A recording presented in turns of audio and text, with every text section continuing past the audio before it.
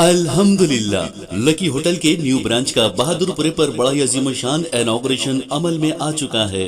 Barrister Ali जनाब असदुद्दीन साहब के दस्ते मुबारक से। जी हां, शहर हैदराबाद का जाना माना नाम लकी होटल, एक से बढ़कर एक शानदार डिशेस बिल्कुल रीजनेबल प्राइसेस पर। खाइए डिलीशियस चिकन बिरयानी सिर्फ 100 रुपए सिंगल, और बासमती राइस का बेहतरीन बगारा खाना और चिकन खौरमा पाइए सिर्फ 60 रुपए, और ताजा दम ईरानी चाय नोश फरमाइए। ढेर सारी वेराइटीज के फास्ट फूड डिशेस बिल्कुल रीजनेबल प्राइसेस पर। जी हाँ, lucky groups of hotel and lucky real estate proprietor जनाब सैयद ख्वाजा पाशा साहब।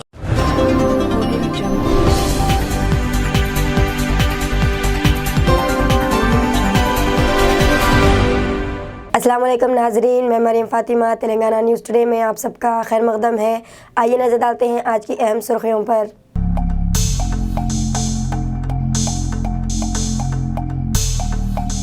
हिमाचल प्रदेश और गुजरात में पुरानी पेंशन स्कीम नाफिज करेंगे, प्रियंका गांधी का बयान।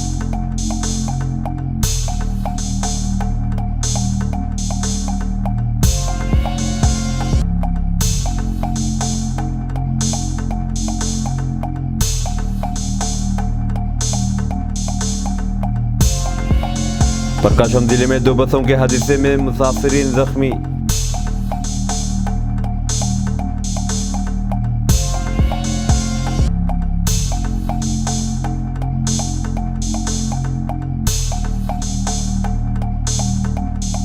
तमाम राज्यों के साथ इंसाफ करना चीफ मिनिस्टर के सीआर का मकसद, गोकुलेश्वर का बयान।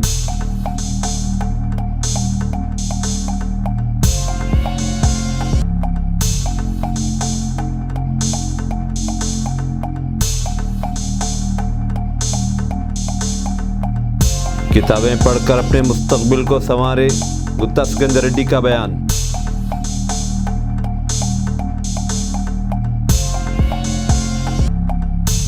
बाबरी मस्जिद शहादत मामले में लाल कृष्ण आडवाणी समेत बीजेपी के 32 कायदीन को अदालत से राहत मिल गई। बीजेपी के सीनियर कायदीन लाल कृष्ण आडवाणी, मुरली मनोहर जोशी और उमा भारती समेत बाबरी मस्जिद की शहादत के मामले में 32 मुलजमीन को अदालत से बड़ी राहत मिली है। टीआरएस के रुकने पार्लियामेंट की क़यामगाह पर इन्फोर्समेंट डायरेक्टरेट ने छापा मारा। हैदराबाद में तेलंगाना राष्ट्र समिति के रुकने राज्यसभा वी रविचंद्र की श्रीनगर कॉलोनी में वाक़े क़यामगाह पर इन्फोर्समेंट डायरेक्टरेट के हुक्काम ने छापा मारा।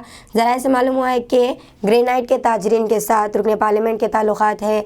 इसी शक की बुनियाद पर इनके घर में छापा मारा गया। वाज़ेह है कि कल ही इन्फोर्समेंट डायरेक्टरेट के हुक्काम ने हैदराबाद और करीमनगर में रियासती वजीर गंगुला कमलाकर की क़यामगाह समेत ग्रेनाइट के कई ताजरीन के मकानात और दफातर पर छापे मारे थे। मालदीव की एक इमारत में भयानक आग लगने से 9 हिंदुस्तानियों की मौत हो गई। मालदीव के दारुलहुकूमत माले में गैर मुल्की कारकुनों की रिहाइशगाह में आग लगने से कम से कम 10 अफराद हलाक और मुतअद्दिद जख्मी हो गए। इस हादसे में मुबैना तौर पर 9 हिंदुस्तानियों की मौत की इत्तला मिली है, जबकि हुक्काम ने आग से तबाह होने वाली इमारत की बालाई मंजिल से 10 लाशें निकाली। सोमा भारत ने डेयरी डेवलपमेंट फेडरेशन के चेयरमैन का ओहदा संभाल लिया है। सोमा भरत कुमार ने जुमेरात को Telangana state dairy development cooperative federation limited के चेयरमैन की हैसियत से चार्ज संभाल लिया। इन्होंने लालापीटा में विजय डेयरी के दफ्तर में वजीर तलासानी श्रीनिवास यादव की मौजूदगी में चार्ज संभाला। इस मौके पर वजीर श्रीनिवास यादव ने भरत कुमार की शालपोशी की और इनके लिए नेक तमन्नाओं का इजहार किया।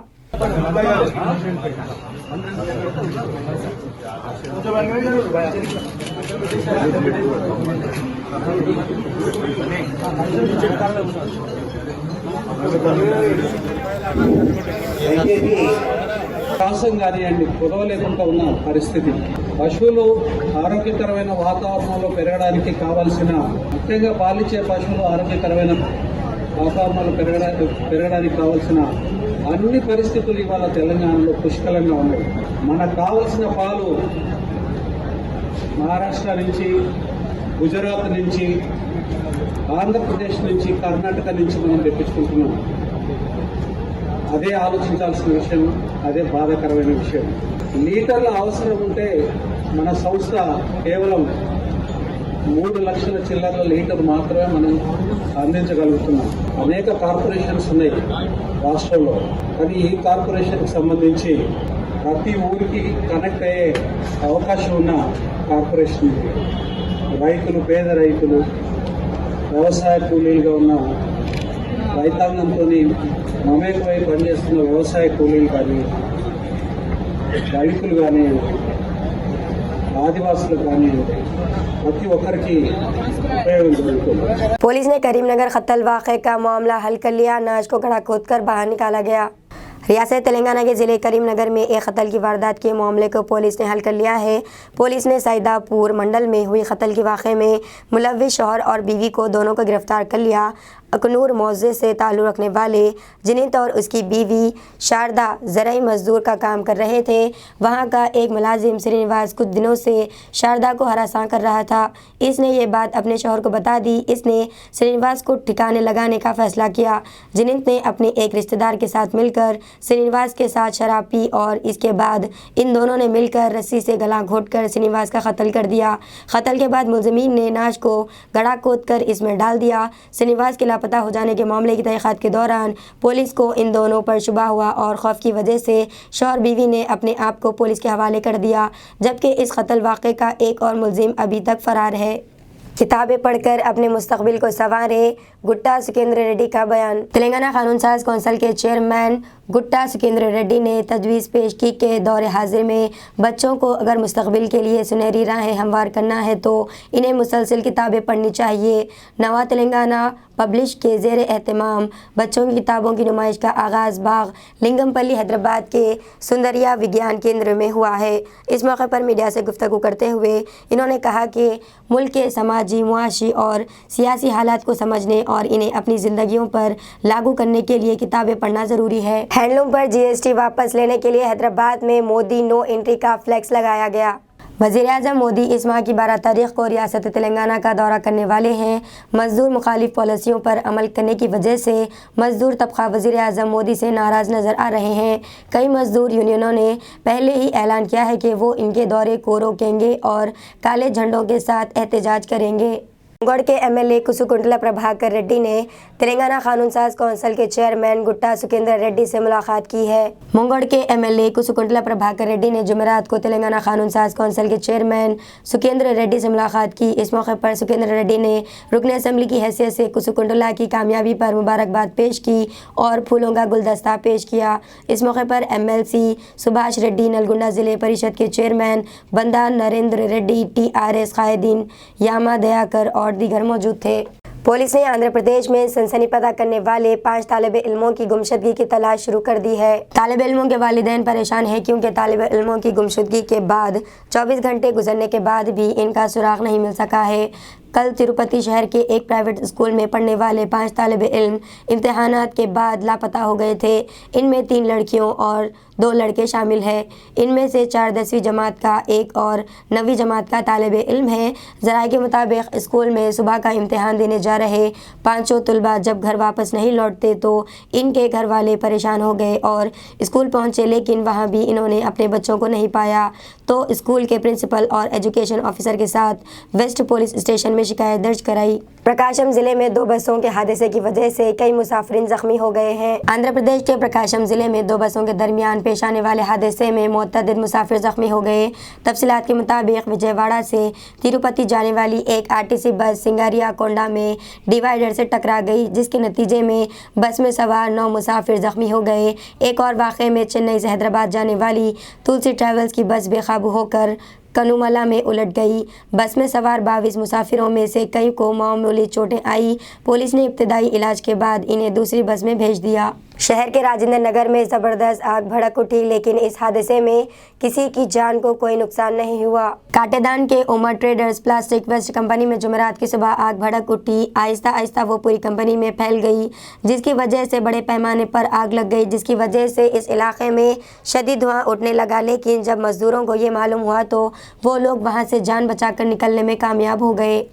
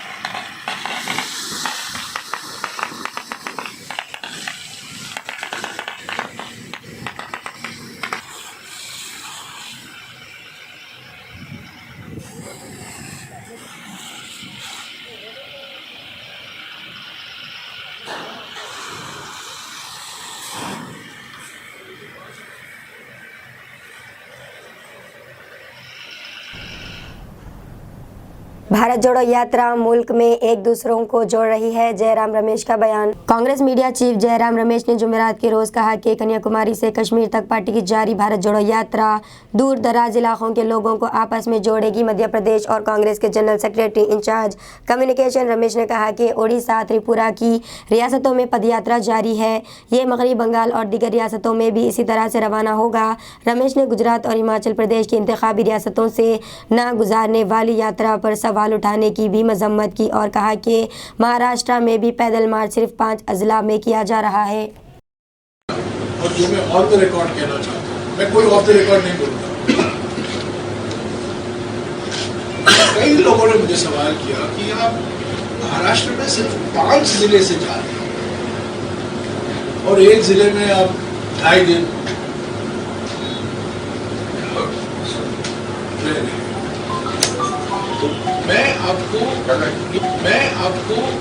ये कहना चाहता हूँ कि कन्याकुमारी जो कश्मीर है, यहाँ कन्याकुमारी है और यहाँ कश्मीर है। हमने 3-4 महीने पहले जब हम रूट सिलेक्ट कर रहे थे, 4-5 अलग रास्ते हम गए कन्याकुमारी से लेकर कश्मीर। ज्योग्राफी के आधार पर, लॉजिस्टिक्स के आधार पर और खास तौर से क्योंकि राहुल गांधी जी ने सिक्योरिटी के आधार पर हमें रूट सिलेक्ट करना और राहुल गांधी जी चाहते थे और मैं भी उस विचार का था कि जो रूट हम सिलेक्ट करेंगे वो 100% पद यात्रा रूट होना चाहिए। ऐसा नहीं कि हम आधा पद यात्रा करें, बाद में टोयोटा में जाएं, इनोवा में जाएं, रेल में जाएं, नाव में जाएं। कई ऐसे विकल्प थे हमारे। तो ये सीधा Kanyakumari to Kashmir straight route 3,570 kilometre. तो अब यहाँ नहीं जा रहे हैं तो बॉम्बे नहीं है, गुजरात नहीं है।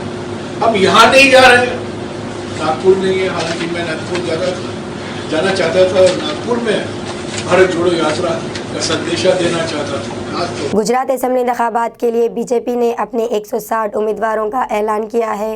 भारतीय जनता पार्टी ने गुजरात असेंबली इंतखाबात के लिए आज अपने 160 उम्मीदवारों की पहली फहरिस्त जारी की, जिसमें 91 चेहरे नए हैं। वज़ीर आला भूपेंद्र पटेल घाटुलुडिया सीट से इलेक्शन लड़ेंगे।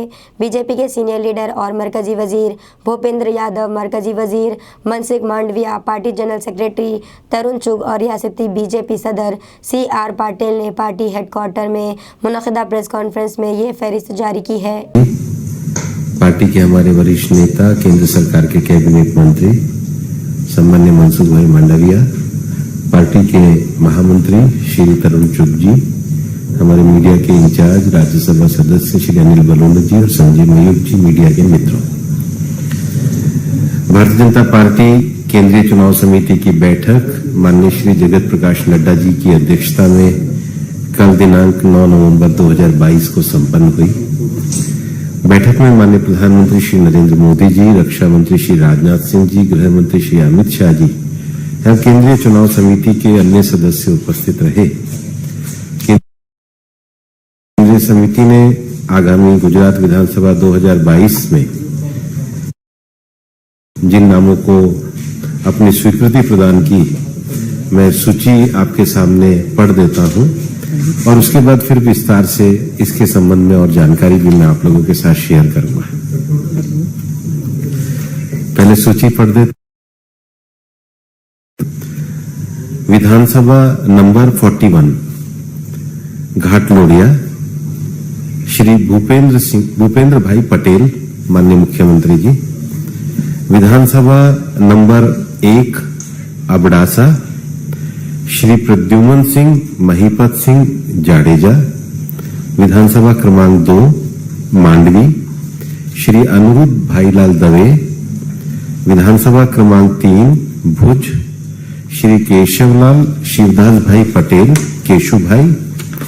विधानसभा क्रमांक 4 अंजार श्री त्रिकम भाई बीजल भाई छांगा। विधानसभा नंबर 5 गांधीधाम अनुसूचित जनजाति श्रीमती मालतीबेन किशोर भाई माहेश्वरी। मोदी हुकूमत पार्लियामेंट में बोलने नहीं देती, राहुल गांधी का बयान। कांग्रेस के साबिक सदर राहुल गांधी ने वजीर आजम नरेंद्र मोदी पर सीधा हमला करते हुए कहा है कि इनकी क़यादत वाली हुकूमत अपोजिशन को पार्लियामेंट में बोलने नहीं देती और अवाम की आवाज़ को दबाने का काम करती है। कांग्रेस लीडर ने कहा कि जब भी पार्लियामेंट में अवामी मसाइल उठाए जाते हैं तो हुकूमत अपोजिशन को बोलने नहीं देती और माइक बंद कर देती है। हम हिमाचल प्रदेश और गुजरात में पुरानी पेंशन स्कीम नाफिज करेंगे, प्रियंका गांधी का बयान। प्रियंका गांधी ने कहा है कि हिमाचल प्रदेश और गुजरात असेंबली इंतखाबात के बाद अगर इनकी पार्टी हुकूमत बनाती है तो पुरानी पेंशन स्कीम को लागू किया जाएगा। कांग्रेस जनरल सेक्रेटरी प्रियंका गांधी वाड्रे ने जुमेरात को फेसबुक पोस्ट में कहा कि पेंशन मुल्क की खदमत करने वाले हर सरकारी मुलाजिम की बुढ़ापे का सहारा है। तमाम बरादरियों के साथ इंसाफ करना चीफ मिनिस्टर केसीआर का मकसद है, वजीर कोपला का बयान। रियासती वजीर बहबूद कोपला ईश्वर ने कहा है कि चीफ मिनिस्टर केसीआर का मकसद तमाम तबकों के साथ इंसाफ करना है। वेलगुतूरू मंडल के मुक्तारावपेट गांव के श्रीपाड़ा एल्लमपल्ली के रिहायशियों को R&R बाज आबादीकारी पैकेज के तहत 394 अफराद में 3 लाख रुपए के चेक तकसीम किए गए।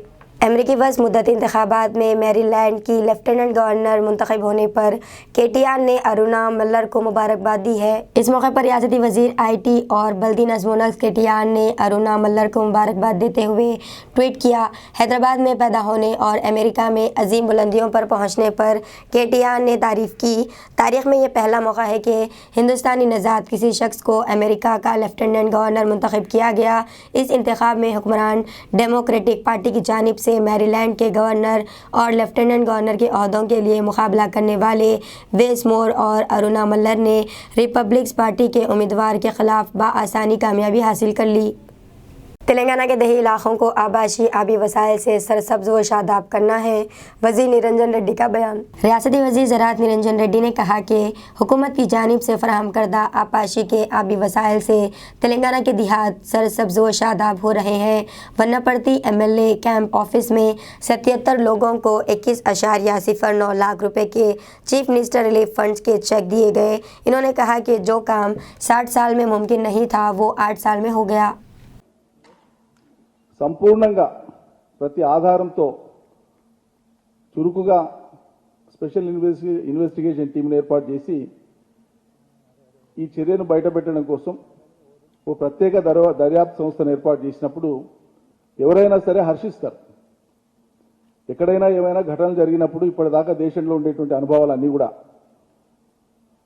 విచారణ వేగవంతం కావాలి, త్వరగా కావాలి, జాప్యం జరగొద్దు, ఆధారాలన్నీ బయటపెట్టాలని డిమాండ్ చేసే చూస్తాం కానీ విచారణను ఆపాలని కేసులు వేసినటువంటి సంగతి ఇలా భారతీయ జనతా పార్టీ వాళ్ళు వేసినటువంటి కేసుల ద్వారానే మనకు తెలియవస్తూ ఉంది.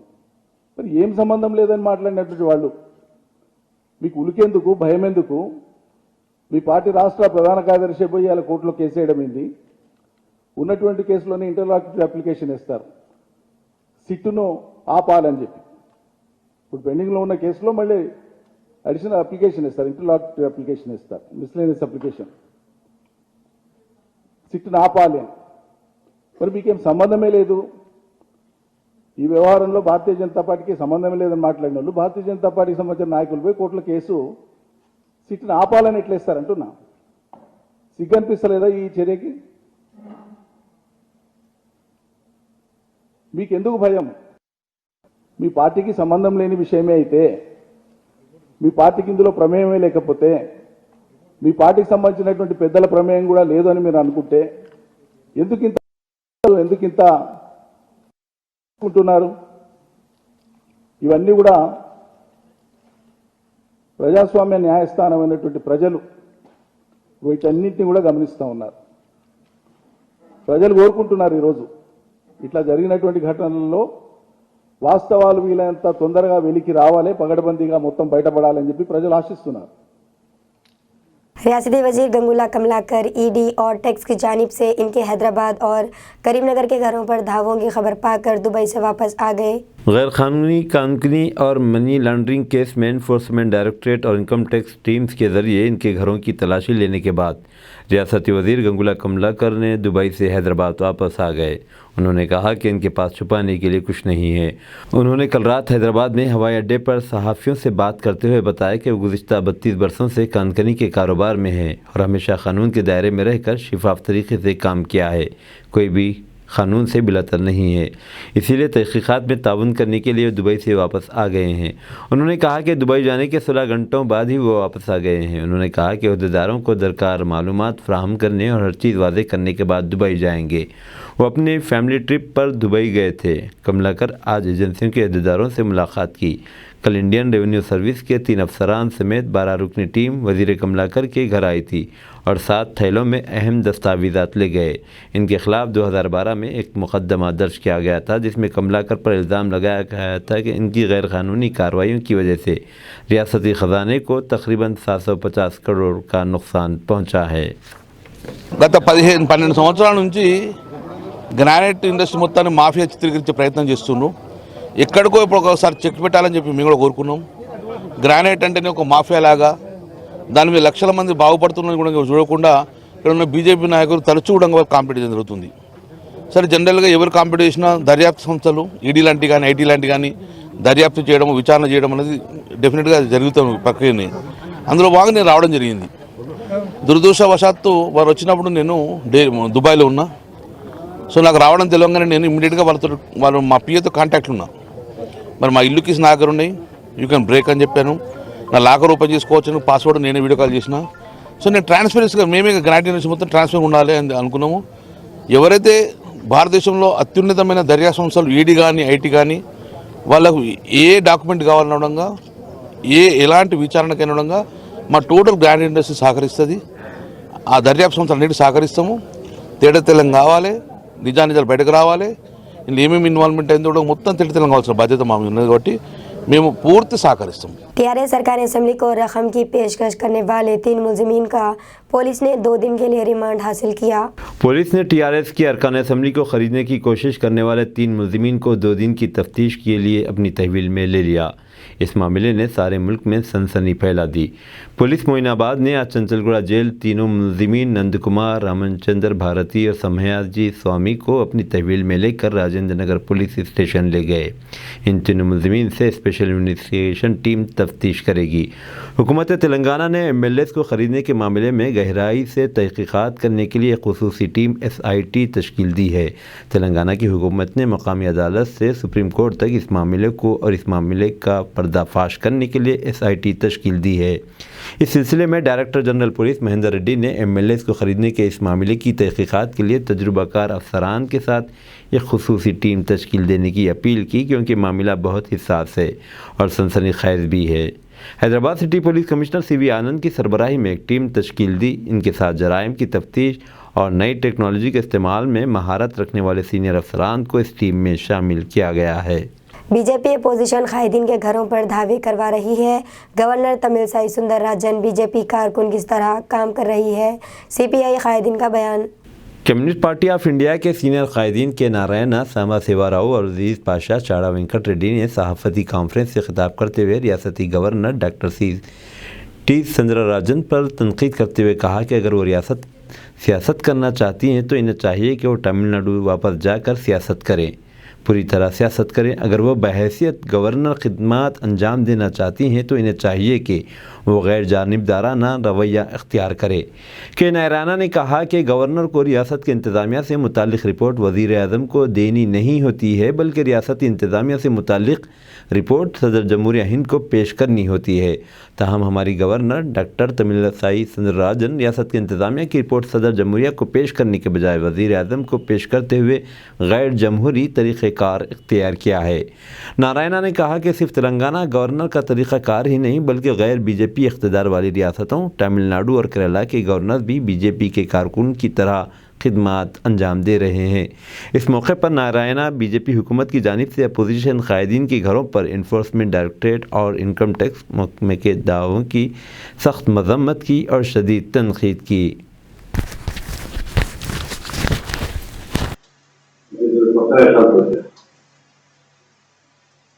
తర్వాత కొత్తగా జాతీయ కమిటీ గ్రాడ్యుయేట్ కొత్తగా ఈ కార్యక్రమ నూతనంగా జాతీయ కౌన్సిల్ పెట్టారు. నాలుగు స్కూల్ సభ్యులు అభివృద్ధి ఊరి పడతా ఉండేది. దీనికంటే మేము మాట్లాడాలి. 24వ జాతీయ మహాసభ విజయవాడలో మేము ఊహించాలి కూడా ఎక్కువ బాధ్యత. ఇది కావాలంటే రాష్ట్ర ప్రభుత్వం ప్రజాస్వామ్యం లేదు. ఏ పార్టీగా పార్టీ మీటింగ్ పెట్టుకోవచ్చు, మాటలు పెట్టుకోవచ్చు అనేటువంటి విధాలు పెట్టుకోవడం లేదు. అక్కడ కూడా ఆదాయం పడడానికి కావాల్సినటువంటి ఏర్పాటు చేశారు. అందుకనే వీడు ఆదాయం పడతారు తెలిసి దాదాపుగా నేను ఏదైతే రైళ్లు మేము బుక్ చేసుకోవచ్చు, పోయినా సరే రైళ్లు బుక్ చేసుకుంటారు తప్ప అది రాలేక దాంట్లో అందరికీ తీసేయాలి. ఎక్కడికైనా ఆపేసేవాళ్ళు. పబ్లిక్ మీటింగ్ మామూలు జరిగితే 60-70 గంటలు జనం వచ్చారు. వర్షం